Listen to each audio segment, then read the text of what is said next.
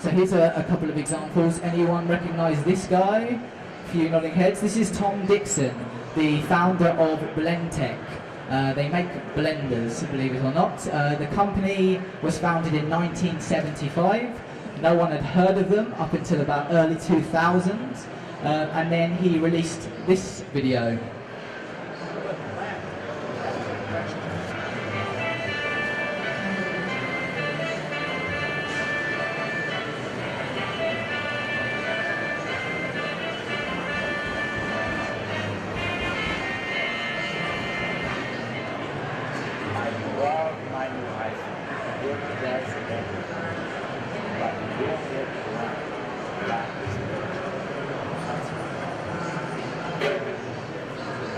Push this.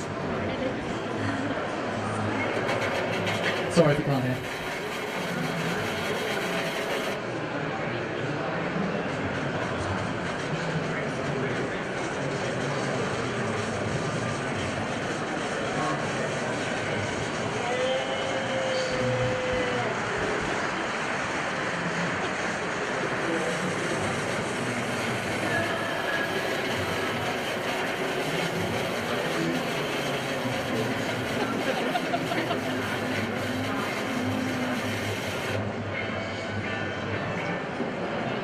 Ice mode. Don't breathe this.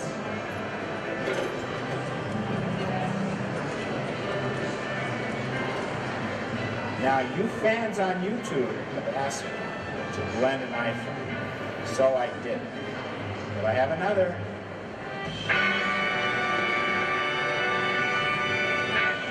And I put this on eBay. Sorry if you couldn't hear that at the back. My favourite bit is the no as he's watching his iPhone whiz round in a blender. He created that video in early 2000. What you may have noticed, well you may not have noticed if you couldn't hear the sound, but there was nothing about the product. No product info, no features, no benefits, no sales, no pricing, no name, effectively. You just kind of watch it, you laugh, you smile, you walk away. But then at the time of need, when you need a blender, you think, shit, that was a good blender. I'm going to get one of those blenders. Since launching the channel, he has 750,000 YouTube subscribers, 290 million views, and within 3 months of making that video, he had a 500% sales increase in that blender itself. No product info, no sales information. The entertainment thread of that, inspiration, education and entertainment. For a brand, see that goes across that. Red Bull, you've probably seen this example quite a lot. I won't use it, I won't dwell on it too much. But effectively what they do is very well is they're very good at being the show, not the commercial. So you'll see in all of the Facebook channels, Twitter pages, websites that they use, there's not a Red Bull tin. It'd be very tough to find. It'd be very tough to find a Red Bull can on any of their pages. They just go and sponsor high-value content, entertainment content. This is Felix Baumgartner, crazy guy that up until recently held the record for the highest ever space dive. If you watched it live, of the 22 million people that tuned in live, it was a hairy moment. But he survived, he landed, and now Red Bull licensed that content to other brands to use.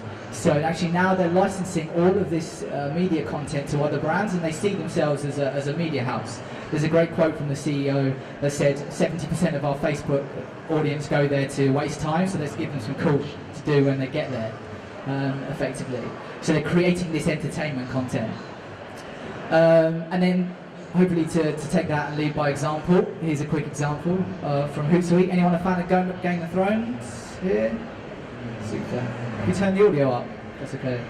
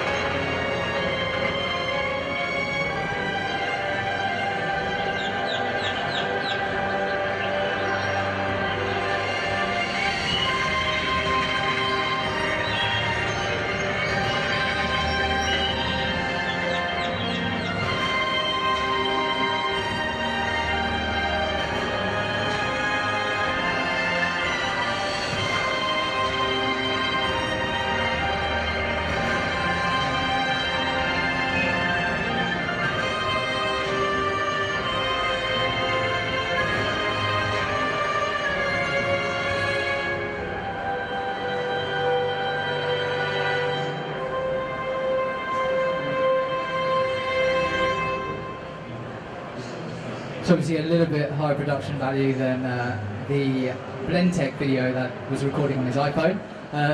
But from a content marketing perspective, at Hootsuite, basically we had a lot of topical trends that we try and piggyback and obviously to drive conversation, drive awareness, and we had a look at, last year we reviewed all of our content and we decided to invest in the top 3 performing pieces of content from last year.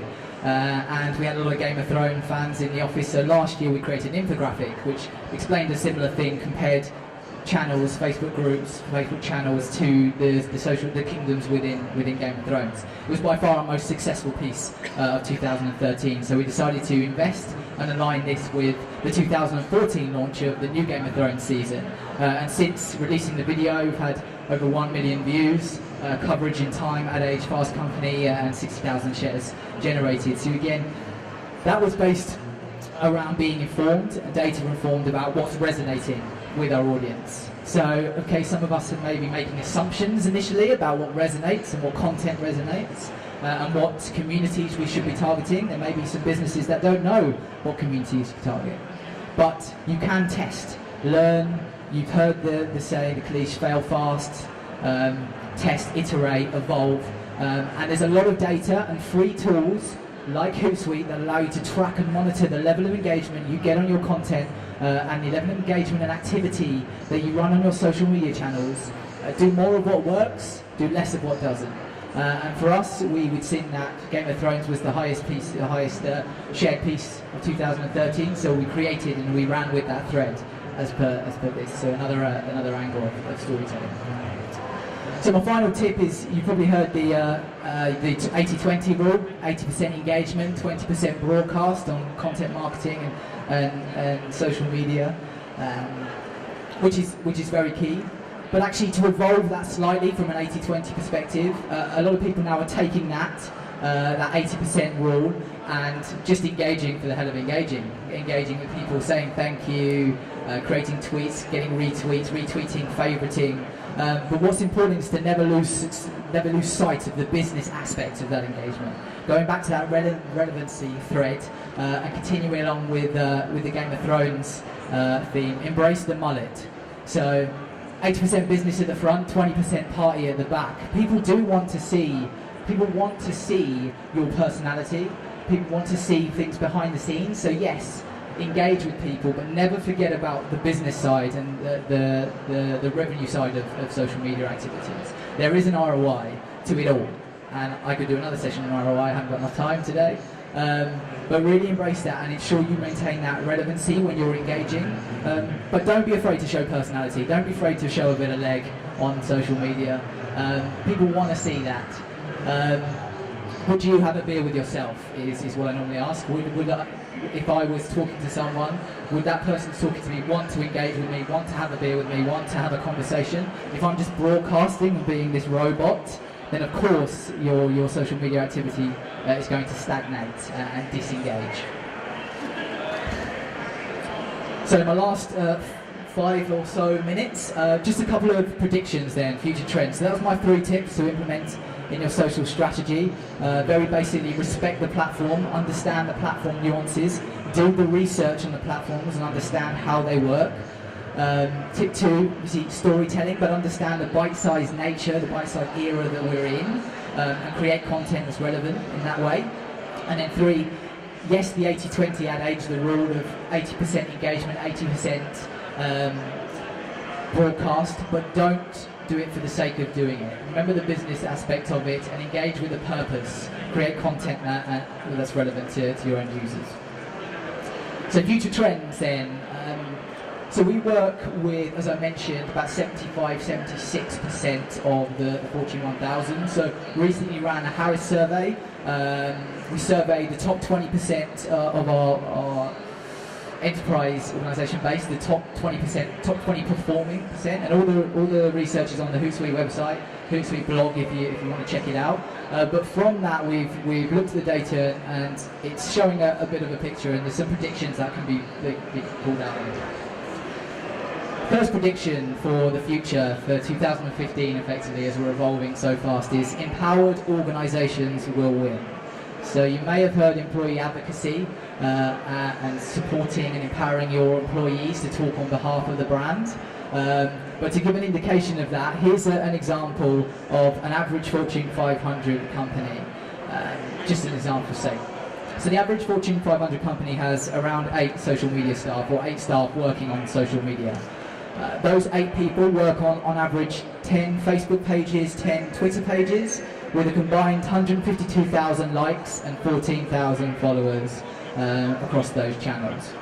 So if you were to post one bit of content from this team are going to post one bit of content across all of these channels, your maximum potential reach would be 1.7 million.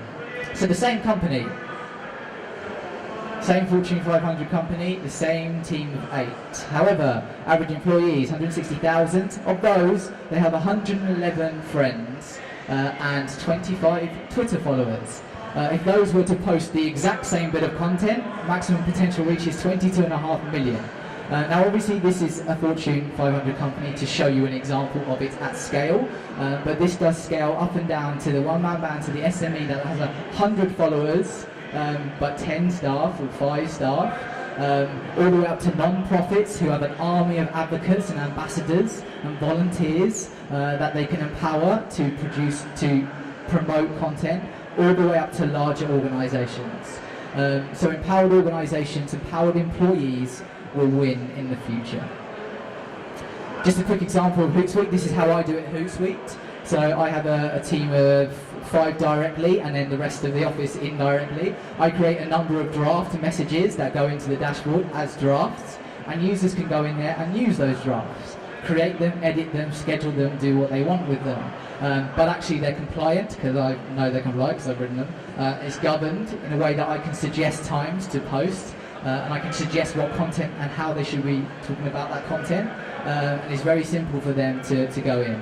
This is at a smaller scale, and obviously this scales up and down. Prediction 2. IT will be your best friend. So as we talked about, there's a noisy world out there. 400 social media platforms. You probably all use 2 personally.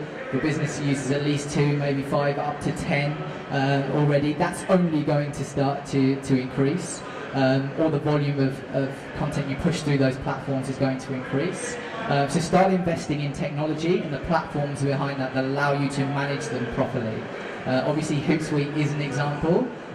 We have a free tool, a pro tool, and an enterprise tool to suit any needs, but it allows you to manage all of that content, all of those platforms in one place, and manage your team if you have a team. So you can make sure there's complete governance and compliance. Especially incredibly important if any guys in the room work for regulated industries like FinServ and insurance and those where only increasingly the industry is going to be more and more regulated in terms of what you can and can't say. And I have some more information about that if you'd like to talk to me afterwards about regulated industries. So as I mentioned, provide the framework. Yes, think about the platforms that you should be using on social media and the best practices around those platforms, but the infrastructure behind it, the management tools, the systems that will allow you to manage that, and then analytics platforms. Never forget about the analytics side of every single piece of technology you use to allow you to test, learn, iterate, evolve, do more of what works or less of what doesn't. And then finally, prediction: disruption prevents disruption. So there was actually a stat review from MIT again, which is coming up next, but companies facing disruption by digital and online business models are now up against it for their survival. A lot of companies are disrupting the industry, and social media is the best way to drive digital transformational change.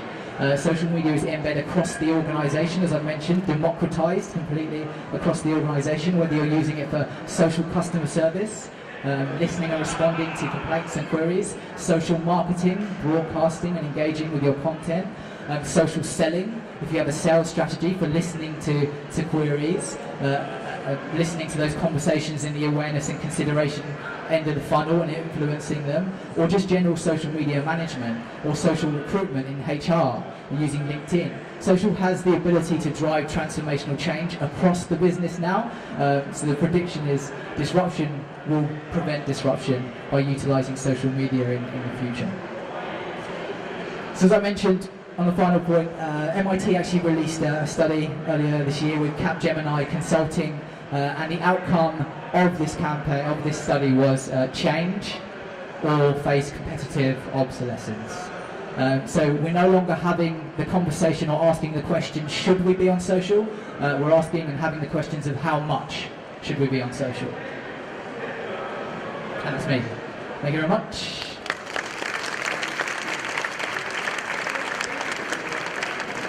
I think we may have some time for some questions. If anyone's got any questions, I'm around for a little while after as well if you don't want to shout it out. Could you just speak a little more about the disruption versus disruption? So that was just a question about asking to speak a little bit more around the disruption prevents disruption part. And I actually didn't know whether to include that because it was less about social more broadly, about implementing social, more about being kind of digitally competent, socially competent as a part of that digital transformation. But obviously there's a lot of disruption going on in every industry at the moment, whether that's the leisure and travel industry with the sharing economy, the likes of Airbnb and Uber, obviously disrupting those industries. They're the big example. There's a lot of disruption going on in education around online learning, e-learning, campuses and educational institutions, physical educational institutions being hit because of all the online learning platforms. Hootsuite has an online learning platform. We have an accredited social media certifications, a plug there. But effectively, the industry is going through this whole transformation. It has been for the last however many years. But social media is now forming a key part of that digital transformation across every facet of the business. So even when you think, going back to this ROI question, people are like, oh, is there ROI? Yes, there's ROI. There's obvious ROI in customer retention. It costs 8 times as less to retain a customer than it does to recruit a new one. So there's lots of figures to support ROI. But social now has the ability in every department within the business to transform how it works. So from a customer service perspective, reducing call center costs, reducing emails costs, headcount costs, and layering in social customer service, listening, responding in real time. KLM are a perfect example to transform their whole customer service business around social media, using social media. If you go to the KLM Twitter profile, they've got a live Twitter cover photo that updates every 5 minutes that shows you the Twitter response time of their customer service team 24/7, 250 people staff that now globally. So customer service, social marketing, obviously there's a lot we can talk about from a broadcast perspective and how you can now be highly relevant, highly targeted as opposed to some above the line, which won't allow you to do that. And then things like social selling, increasingly so, social selling is disrupting how we do that. So I was speaking to some insurance clients a few weeks back and just a quick overview of conversations going on in insurance. And in the last month alone there's been 2.7 million tweets about car insurance. Of that, in the UK, in the last month, there's been 13,000 tweets of people asking for recommendations about which car insurance they should go to, which is the best, what costs are, etc., etc.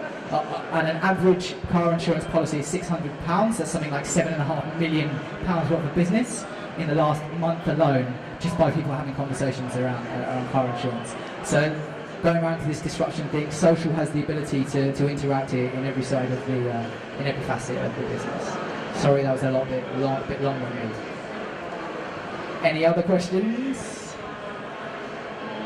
No? Okay. Oh, one.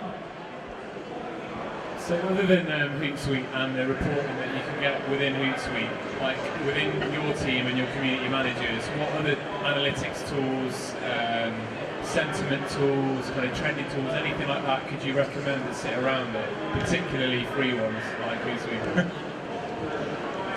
So there are a number of free tools. Luckily there is no one in the room that's going to shoot me down. First of all, there's Hootsuite that you can use, obviously, to track all of those conversations. We also have a number of app integrations, so you may or may not know that obviously Hootsuite is known for its publishing, its engagement and listening, and its analytics side of things. But we also have 150 app integrations, which integrates Salesforce, MailChimp, Marketo, Zendesk, Google Analytics, YouTube Analytics, Pinterest Analytics, all of that into the dashboard itself. And there are a couple of listening tools that we integrate as well. BrandWatch is good. I don't think it's a free tool, but BrandWatch is a good tool. And if you're in a regulated industry, Nextgate, however it is enterprise, Nextgate is a very powerful regulated industry listening tool. We also acquired a company called Uberview earlier in the year, which is an analytics platform which does sentiment and analytics. We're working on integrating it into the dashboard. It's only available on enterprise at the moment. And then there are a whole host of other tools, free ones that you can use to track Twitter conversations directly, Tweetbinder, Tweetmapper, and all these. But effectively, what I always say is, from a sentiment perspective, try and understand the context around why you're tracking sentiment. And sentiment historically is very difficult to track. Obviously, it's all algorithmic based, and us being as sarcastic as we are, it's very difficult for machines to learn sarcasm and pick that up, as opposed to normally you get some false negatives. The best way to track sentiment is out of context. So normally when you're unhappy, sometimes you put a happy face or an unhappy face into your tweets. Or angry, or you'll say, I'm angry, I'm disappointed, I'm unhappy.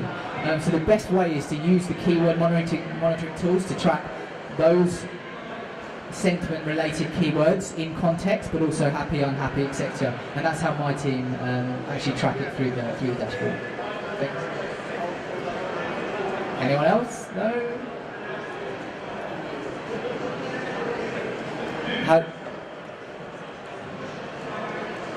So the question was, how do you convince your CEO to tweet and join the conversation? Well, I can't answer that personally. My CEO built this, but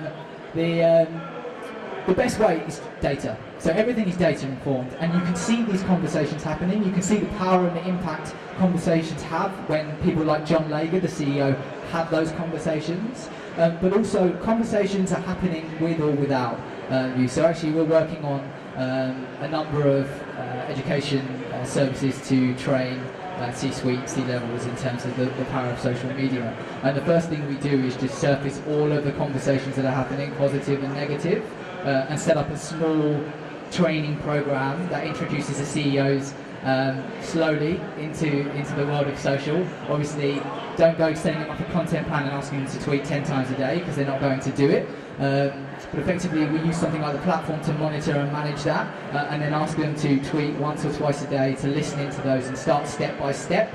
But all the data is there to inform the decisions you're making, to validate the conversations that you're having. And then you can test that, trial it at small scale with your team, and show the effects it's having, and then get them to test it and trial it when they're on board having those conversations, and show that scaling up. But the best way is to be informed about those conversations that you're having. Any other questions? Show of hands? No? Great. Thank you very much.